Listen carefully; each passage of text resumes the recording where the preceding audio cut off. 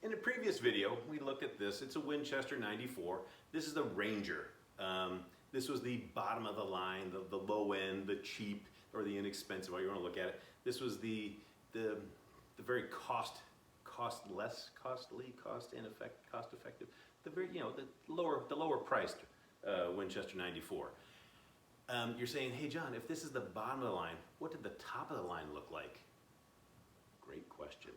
We went from the Ranger to something way, way better.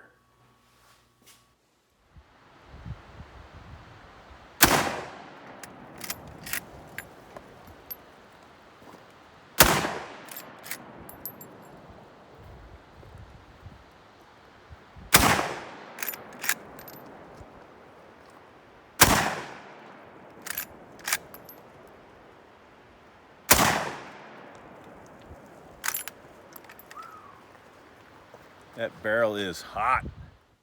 This is a Winchester 94 Legacy. This was the top of the line. All right, we had a much nicer wood. This has that nice checkering, this nice deep cut checkering. This one has a 24-inch barrel, so this is more of a rifle version. It has the pistol grip stock, that high comb for looking through the sights. You went from the Ranger to the Legacy, top of the line. I have equipped this one with that same exact Williams sight that I put on the Ranger model. I haven't deleted the rear sight completely on this one. It's also the angle eject, so I could put a scope on there. It's tapped and drilled for a scope mounts.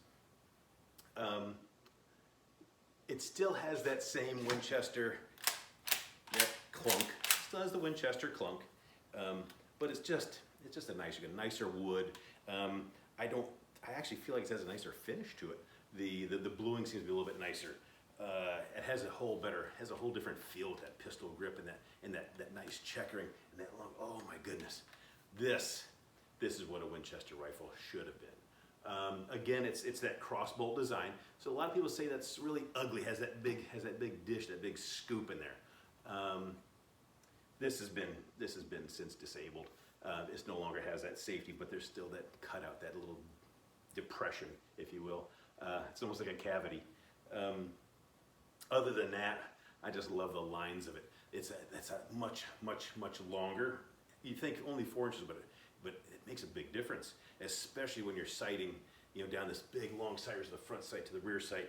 This much greater sight radius, a lot more accuracy from the 30-30. It's still 30-30. You're still, with restricted with it. I mean, you're not gonna shoot things more than 200 yards away. That big, flat, round nosed bullet's not gonna go too far, too fast anyway. But this is kind of like the Cadillac version of the Winchester. This one will hold 8 rounds in the tube. That 4 inches extra barrel gave me a longer magazine. I picked up one more round of capacity. So I can hold 8 in the magazine, plus the chamber I can have 9. I can do that tactical reload like we showed in the previous video, how you can top off a Winchester 94. Tactical reload in this old cowboy gun doesn't seem to really go together. Was that an oxymoron? Was that a contradiction? What's the word I'm looking for? Tactical reload in a 100-year-old, 130-year-old rifle design.